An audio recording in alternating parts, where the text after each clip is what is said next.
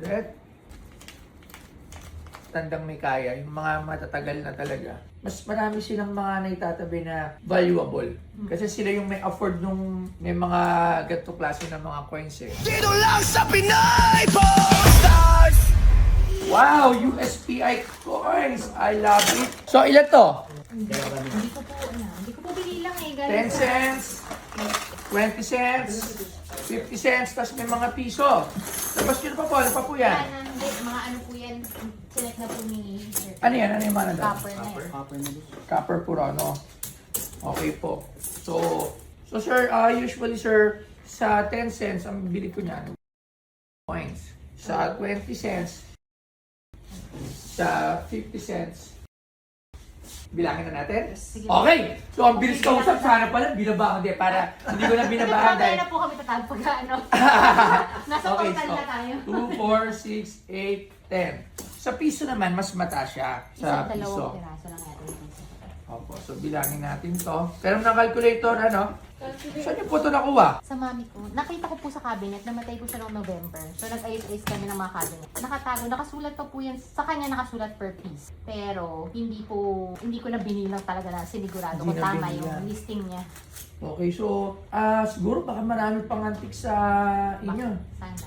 Usually, pagka siguro sa tingin ko si mami nyo hindi po, maganda-ganda ang buhay nung dati. Siguro po sa tsura naman po ninyo, mukhang kasi usually mga matatandang may kaya, yung mga matatagal na talaga. Mas marami silang mga naitatabi na valuable.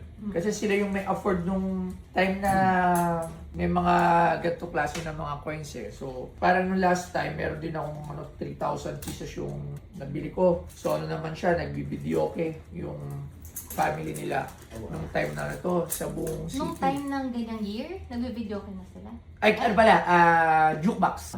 So, meron silang jukebox. Sila yung mga nagpapa-arkila ng mga jukebox sa mga pwesto-pwesto. Kaya ang dami niya nabenta. Parang nakabili ako ng, nabili ko parang 4,000 magic, 4,700 ko isa at marami pa. So, nakakatuwa. Tapos natuwa siya kasi parang umabot ng, parang mga naka 2 milyon na yun sa akin. Na, Buti na itago din nila. at marami pa daw. So, bag-bag talaga siya. Kasi hindi nila alam na may ganun. So, Sana may makita. yun, opo. Taga saan po ba kayo? Sa Laguna, Ayun. Mami Daddy ko San Pedro. Kung meron sana nung mga 1906 na, Yun nga, nakita ko po sa opo, ang pinakamura po na 1906, kunyari, worn out na siya. Pangit na yung condition, parang ganito na. Mga 200 to 300. Pinakamura. Pero kung maganda ang ano pa niya, pwede yung 500 to 1M. Depende kasi talaga kung uncirculated. Pagka sobrang hindi talaga siya nagamit, yun na yung mga top rate na mga million na talaga. Saan ba yung bahay niya nang mapuntahan? Baka may mga lumang alahas din. Si mother. Alright, 1908. So pakita mo nga, may dala ko din yung bag ko. Pakita mo yung natira natin. Ito, 10 cents. Pero may halo i-ano natin. Pero din ako ng loop ko.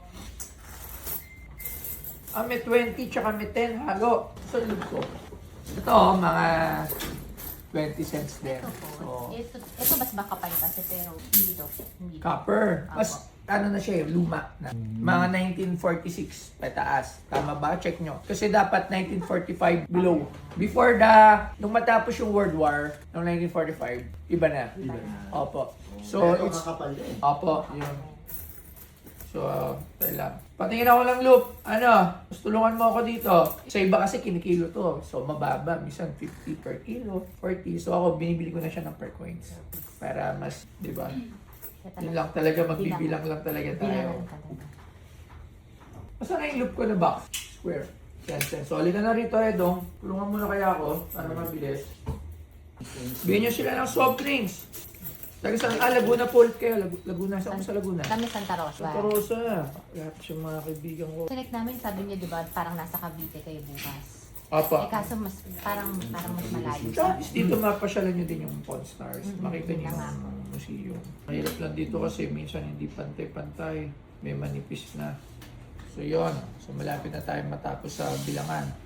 Okay, so ito na lahat ng ating nakuha coins mula sa ating client from Laguna. Mataas ito lang. Yun. So, may dala siyang mga USPI na 20 at 50 at 10. So, bilangin na natin. Calculator din. So, muna natin sa 10. 10 cents. 1, 2, 3. Pantay-pantay mo.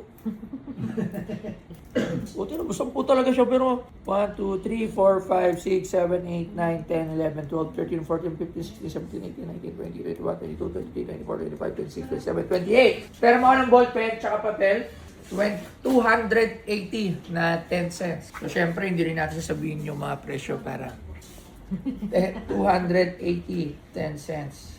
Okay? Tapos sa 20, 1, 2, 3, 4, 5, 6, 7, 8, 9, 10, 11, 12, 13, 14, 15, 16, 17, 18, 19, 20, 21, 22, 23, 24, 25, 26, 27, 28, 29, 300! Wow! Hindi, meron pa. 301. 20 cents. Plus, 1, 2, 3, 4, 5, 6, 7, 8. 1, 2, 3, 4, 5, 6, 7, 80. 81 na 50 cents. Okay, so pepresyohan na natin siya. So sa 280, piso pala. Piso. 3. 1 peso. Okay. So calculate natin. Bonus na 3,000. 184,060.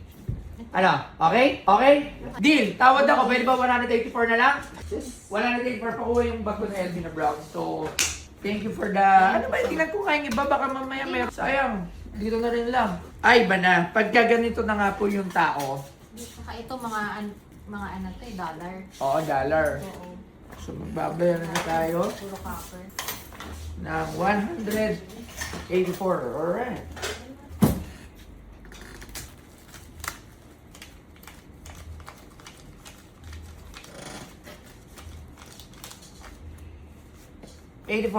Ma'am, pa-check po.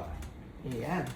So, meron tayo agad. So, pag gagaling ko ng China, meron agad tayo naging client. So, sa lahat ng mga gusto pa magpatingin na kanilang mga old coins at lalo na mga gold, pumunta lang kayo dito sa Pinoy Pawn Stars. So, waste nyo lang, PP Stars Incorporated, 97 Camus Road. At ako mismo ang mag-appraise ng inyong mahalagang gamit. Kahit ano, kahit mga antique, kahit ano pa yan.